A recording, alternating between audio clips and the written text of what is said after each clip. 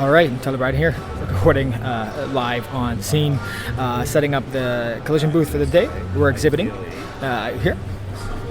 Let's see if we can get. We've got the speak.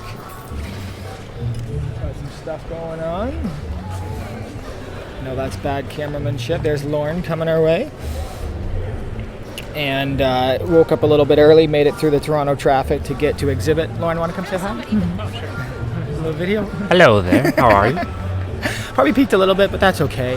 We're waiting for Vatsil to show up. We were going to go Blazers. Blazers did not work out, but we're here, we're happy. We're exhibiting in the AI machine learning section. It's A1726. See, it's starting to turn up a little bit. Some music going, some people flowing in, people setting up the exhibits. I see Batman over here. I don't know if you can see that. Wait, let's see. Where's Batman? There we go. So lots of stuff happening already. I just wanted to record this video, keep the habit up, and we'll do a little post brief after the conference and everything there. So this has been Tyler Brydon. Looking forward to a great day at Collision, day 2 after opening night, and exhibiting all day today. Come check us out. Alpha A1726. Hope you have a great day. Bye-bye.